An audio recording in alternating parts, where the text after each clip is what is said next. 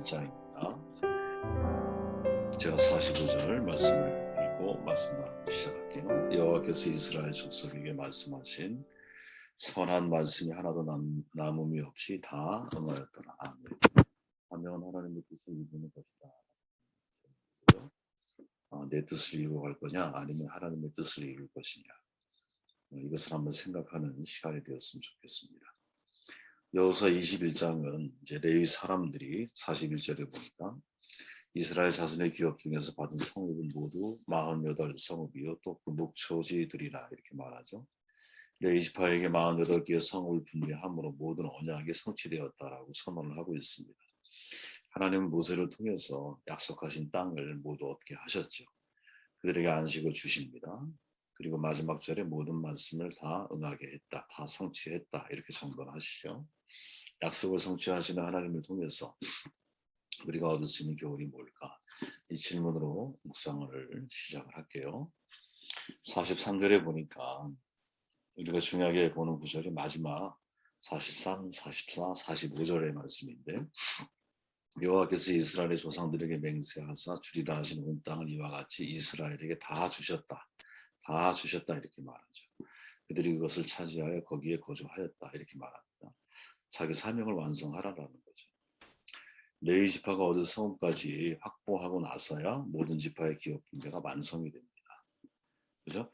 지파들을 다 땅을 나누고 마지막 최종적으로 레위 지파의 땅을 배정하면서 성경이 뭐라고 말하느냐? 다 주었다 이렇게 말을 하고 있다라는 거죠. 이스라엘 공동체는 가나안 입성 후에 12지파가 땅 분배를 통해서 각 가족마다 기업을 분배하고 최종적으로 레위 지파가 각 지파들에게 흩어져서 성읍을 배정받잖아요. 그게 48개 성읍이라는 거예요. 레위 지파는 땅을 기업으로 받지 못했지만 12지파가 분배받은 그 땅 안에서 성읍을 분배받는 형식으로 머물 공간을 얻게 되는 거죠.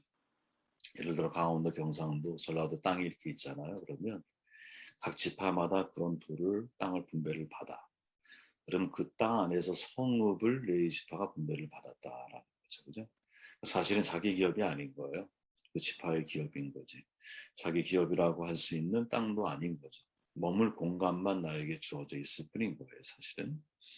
각 지파에 속한 기업의 땅이기 때문에 그런 거죠. 우리 또한 가만히 생각해 보면 이 레위 지파 사는 거 별로 차이가 없는 거죠. 그죠? 우리도 아마 레위 지파와 같은 사람이 아닌가 싶어요. 우리는 공간이 없이 살 수가 없어요. 그러나 우리가 머물고 있는 이 땅도 사실 우리 땅이라고 말할 수 있는 사람은 아무도 없잖아요. 여러분이 아무리 좋은 펜트하우스에 산다 할지라도 죽어서 그 펜트하우스를 들고 가는 사람은 아무도 없어요. 죽어서 땅을 가지고 간 사람이 어디 있습니까? 그냥 우리가 잠시 머물다가 하나님이 부르시면 돌아가야 할 것이죠. 소유하지도 못할 땅을 내가 영원히 소유할 것처럼 살아간다라는 것. 사실은 이것이 대단히 어리석은 일이죠. 평생 사명이 집 하나 마련하는 거다. 이거 참 어리석은 일 아니겠어요? 그죠? 가져가지도 못할 건데.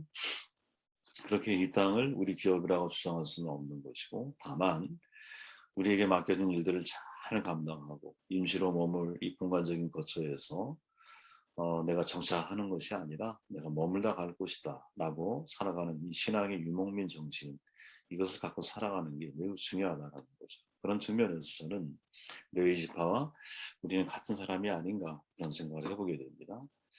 그것을 차지하여 거기에 거주한다 이렇게 말하죠. 거기란 48개의 성읍을 가리키는 거예요. 지난번 말씀드린 대로 성읍의 사이즈는 500제곱미터예요. 그러니까 시골에 가면 작은 마을 정도의 규모이겠죠. 그리고 500제곱미터 둘레로 또 1000규빗. 그러니까 실제로는 그러니까 울타리처럼 이렇게 둘러져 있는 형태죠. 그죠? 거기에 목초지가 이렇게 구성되어져 있는 거예요. 레위 지파 입장에서 보면 각 지파에게 배정된 성읍은 각각의 사명의 자리죠. 이해되시죠? 레위 지파 입장에서 보면 12지파의 땅이 흩어져서 내가 500제곱미터의 성읍에서 또 1000규빗 되어지는 목초지를 안에서 내가 인생을 살아가는 거거든요. 각자의 자기의 사명의 자리라는 거죠. 그 사명을 알고 사명의 자리에 거주해야 한다라는 거예요. 그곳에서 사명을 이루어야 되는 거거든요. 제가 어제 충성이라고 하는 성령의 열매를 사도적 관점에서 우리가 말씀 나눴잖아요. 바울의 말을 제가 소개했죠. 맡은 자들에게 구할 것은 충성이다. 바울이 이렇게 말을 해요. 바울이 말하는 충성은 뭐냐? 우리 각자가 무엇을 맡고 있는지를 아는 사람에게 적용이 된다는 거죠. 왜? 맡은 자들에게 구할 것이 충성이기 때문에. 이 말은 너무나 지당한 말이에요, 여러분. 하나님이 내게 맡기신 일이 무엇인지 모르는데 하나님이 나에게 충성을 요구하실 수 있겠어요? 우리의 입장에서 생각해 보면 내 사명이 무엇인지 모르는데 내가 하나님 앞에 충성한다고 말할 수 있겠어요, 그죠? 그러니까 베드로가 말하는 거죠. 각 사람은 은사를 받은 대로 하나님의 여러 가지 은혜를 맡은 선한 관리인으로 서로 봉사하세요. 말을 하는 사람은 하나님의 말씀을 전파하는 사람답게, 봉사하는 사람은 하나님이 주시는 힘으로 봉사하는 사람답게 이렇게 해야 한다는 거죠.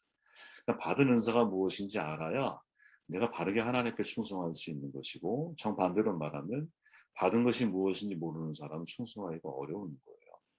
레위 지파는 48개 성을 분배를 받잖아요. 거기는 그들의 땅인 거예요. 목초지도 거기에 있어요.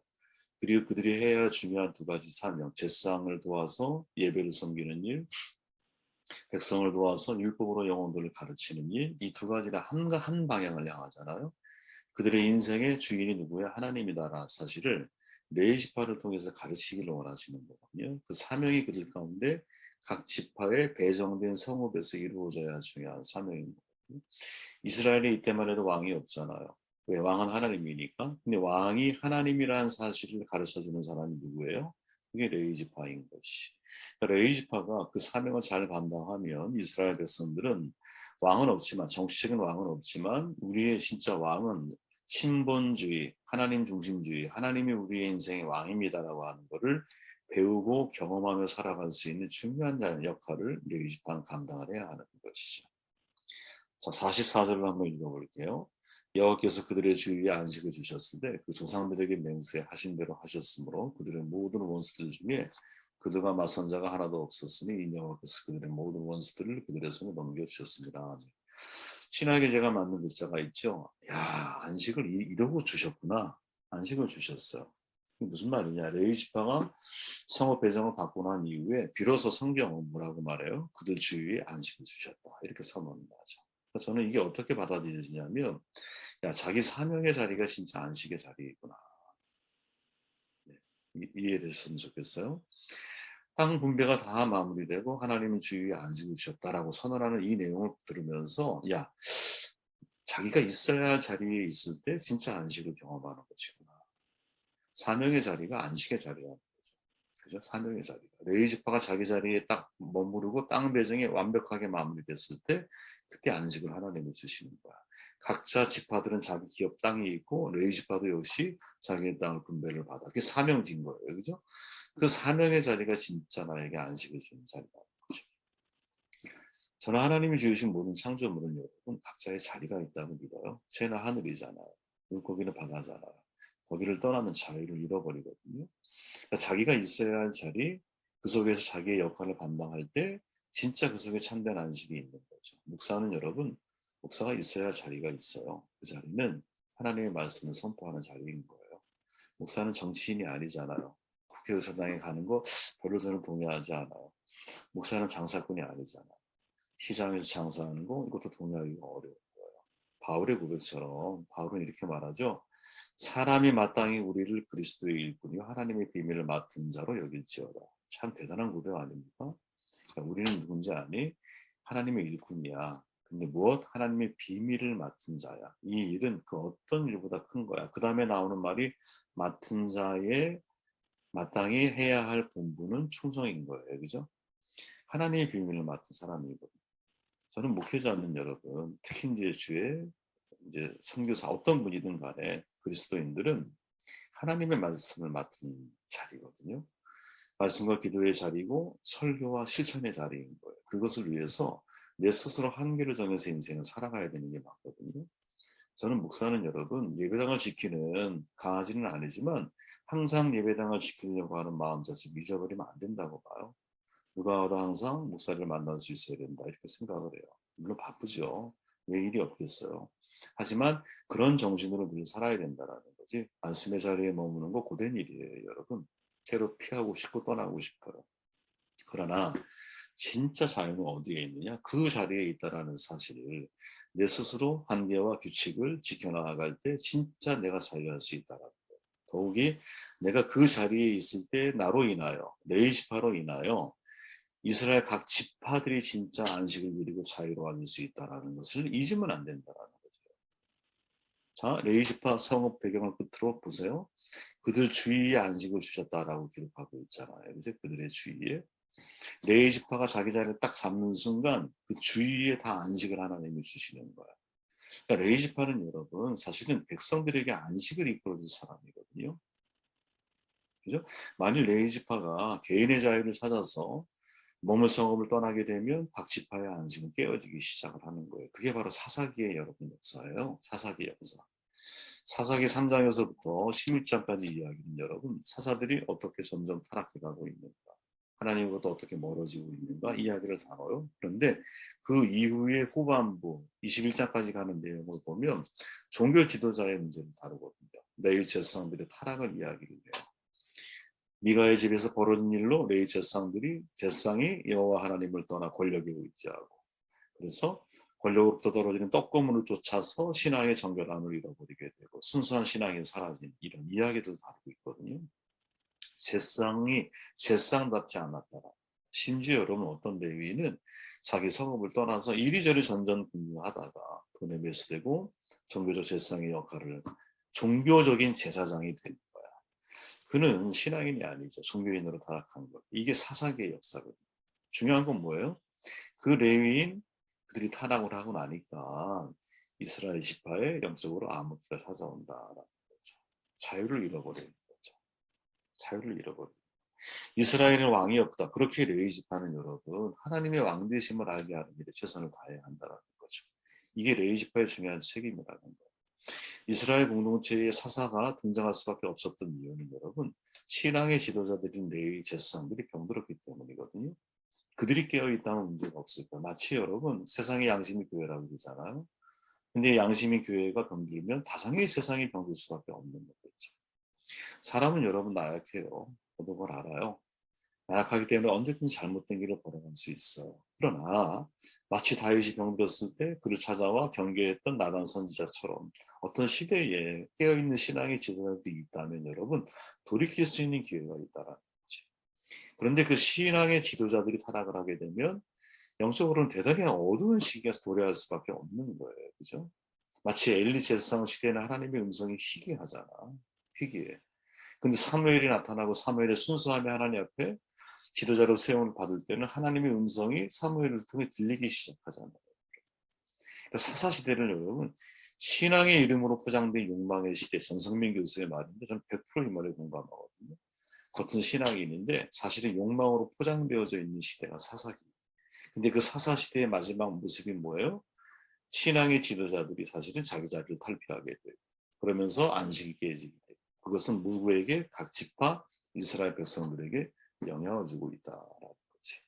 한번 천천히 자세히 읽어보시길 바라고 오늘의 메인이죠. 45절 선한 말씀이 하나도 남음이 없이 다 응하였다. 사명은 여러분 하나님의 뜻을 이루는 거라는 거죠. 사명의 자리가 안식의 자리라면 그 자리에서 하나님의 뜻을 이루어가는 것. 내 뜻이 아니라 하나님의 뜻이 나를 통해 이루어지는 것. 이게 여러분 사명의 완성이죠.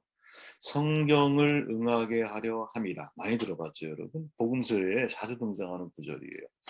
예수께서 자신을 통해서 계시와 말씀들이 반드시 이루어져야 할 것을 강조하죠. 십자가상 가기 전에 겟세마네에서 이렇게 기도하시잖아요. 아버지께서 내게 하라고 주신 일들을 내가 이루어 아버지를 이 세상에서 영화롭게 하였나이다. 아멘. 내가 하고 싶은 일이 아니야. 하나님이 내게 하기를 원하시는 일. 나의 뜻이 아니야. 하나님 아버지의 뜻. 그것이 내 삶 가운데 이루어지기를 누가? 예수님을 항상 원하셨다라는 것이죠. 그래서 히브리 기자가 이 예수님에 대해서 이런 기록을 남기잖아요. 하나님이여 보시옵소서 두루마리책에 나를 가리켜 기록한 것과 같이 하나님의 뜻을 행하러 왔나이다. 아멘. 이게 예수님의 삶의 본질인 거예요. 핵심의 핵심같이. 예수님은 아버지의 뜻을 행하기 위해서 왔어. 그래서 당신의 삶을 통해 당신의 뜻이 이루어지는 게 아니라 아버지의 뜻이 이루어지는 거예요. 그렇게 여러분 진짜 우리가 예수를 만나고 진짜 우리가 하나님을 알면 기도가 바뀌어요. 어떻게 바뀌어야 되느냐. 하나님, 제가 하나님의 뜻을 다 이루는 삶을 살게 해 주십시오. 저는 여러분들의 기도의 제목이 1순위가 되었으면 좋겠어요. 아니면 항상 마무리가 이런 기도가 되어졌으면 좋겠어요. 하나님의 뜻이 내 안에 이루어지기를 바랍니다. 하나님, 제가 하나님의 뜻을 다 이루는 삶을 살게 해주십시오. 이런 고민을 하다가 여러분, 성경에 보면 매우 중요한 고백이 하나 나와요. 사도행전 13장이에요. 사도행전 13장에 보면 그들이 왕을 요구하자 하나님께서는 베냐민 지파 사람, 눈으로 읽어보세요. 키스의 아들 사울을 왕으로 세워 40년 동안 다스리게 하시다가 그를 물리치시고 다윗을 왕으로 세우셨습니다. 이 다윗에 대해서는 내가 이새의 아들 다윗을 찾아냈으니 그는 내 마음에 드는 사람이고 내 뜻을 다 이루어줄 사람이다라고 말씀하신 바 있습니다. 진짜 밑줄 그어야 하는 내용이에요. 그죠? 내 뜻을 다 이루어줄 사람이다. 우리가 인생을 살면서 하나님께서 나를 바라보시면서 야, 너는 내 뜻을 다 이루어줄 사람이야 라는 고백을 듣는다면 얼마나 이게 정말 멋진 삶이겠어. 홍민기 목사는요, 이거를 하나님의 에이스라고 표현하거든요. 그러니까 내 뜻을 다 이루어줄 사람, 그가 하나님이 볼 때는 에이스야. 감독이 볼 때 에이스가 있잖아요. 얘만 보내면 승리해. 얘만 보내면 전세가 역전시킬 수 있어. 이런 에이스라는 사람이 있잖아. 하나님이 볼 때 에이스가 누구냐? 다윗과 같은 사람이라는 거지. 근데 여러분, 우린 잘 알잖아요. 다윗은 완벽한 사람이 아니었어. 차도 살인계 엄청난 잘못을 저지르면서도 문득병처럼 자기가 병들어 있다는 걸 모를 정도로 고통스러운 사람. 블레셋에 망명을 하려고 했던 사람이에요, 여러분. 실수가 없는 사람이 아니라 많은 시행착오를 겪었던 사람이라. 그런데 어떻게 하나님의 뜻을 다 이루어줄 사람이라고 성경은 우리에게 말해주고 있느냐. 이유가 뭘까? 중요한 한 가지를 만약에 고른다면, 저에게 만약에 보라고 얘기한다면, 저는 성경에 없는 말씀을 이제 고민하지를 못하니까 성경에서 근거를 만약에 찾는다면 저는 요한복음 2장 17절이거든요. 이렇게 말해요. 제자들이 성경 말씀에 주의 전을 사모하는 열심히 나를 삼키리라 하는 것을 기억하더라. 이게 무슨 말이냐? 성전을 청결케 하시는 사건이 요한복음 2장에 나오잖아요. 그죠? 근데 이것을 본 제자들의 반응이야. 제자들의 반응이 이렇게 반응하고 있는 거예요. 근데 이 말씀은 여러분 시편 69편 9절에서 다윗이 한 고백이거든요. 주의 집을 위하는 열성이 나를 삼켰다. 이거를 제자들이 그대로 인용을 하고 있는 거예요. 그럼 당연히 질문해야 되지. 왜 이 말을 인용하고 있을까? 그때의 상황을 보면 여러분 요한복음 제가 읽어볼게요. 유대인의 유월절이 가까운지라 예수께서 예루살렘에 올라가서 성전 안에서 보니까 소, 양, 비둘기 파는 사람, 돈 바꾸는 사람이 왔다 갔다 하는 거예요. 노끈으로 채찍을 만들어서 다 내쫓았어요. 그죠? 다 상을 엎어버렸어. 그리고 내 아버지의 집을 장사하는 집으로 만들지 말아라. 이렇게 말해요. 그러니까 표면적으로 보면 장사하는 소굴을 만들었기 때문에 주에서 하나님의 성전은 예수님이 분노하시는 것 같아요. 그러나 여기서 핵심 구조는 여러분 제가 볼 때 제 개인적인 생각이에요. 유대인의 유월절이 가까운지라고 핵심 구절이라는 거예요. 이건 대단히 의도적인 표현이거든요. 사도 요한이.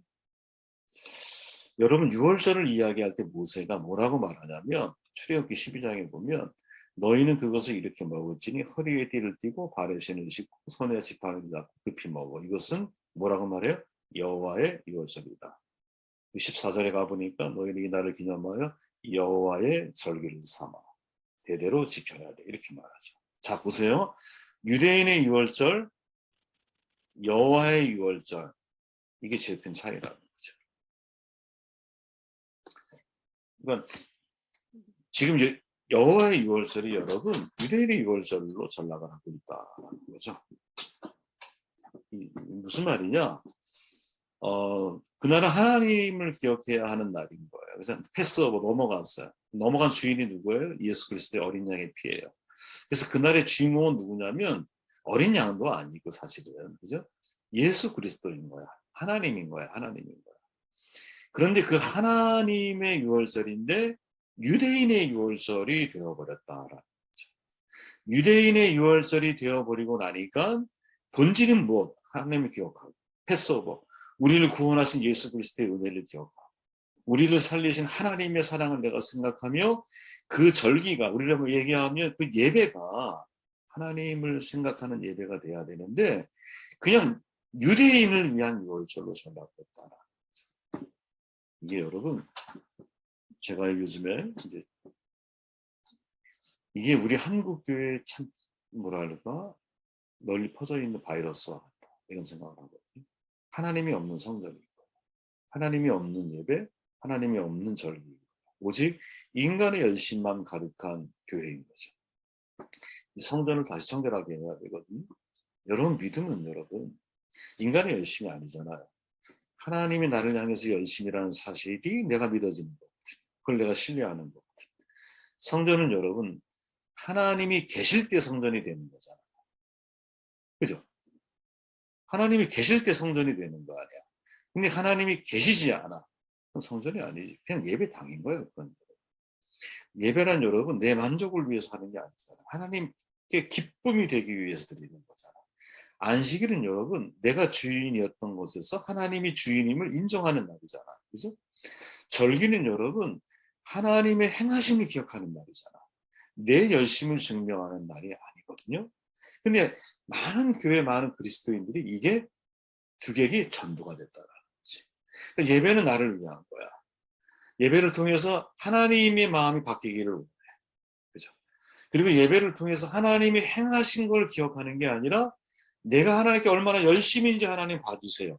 라는 걸 어필하기를 원하는 거죠. 그리고 예배를 통해서 내가 하고 싶은 일이 관철되기를 원하지 하나님이 내게 하라고 주신 일을 받아들이려고 수용하지를 않아. 그러다 보니 나의 뜻을 이루어가는 것을 사명이라고 자꾸 생각해. 아니에요. 하나님의 뜻이 내 안에 이루어지는 게 사명이거든.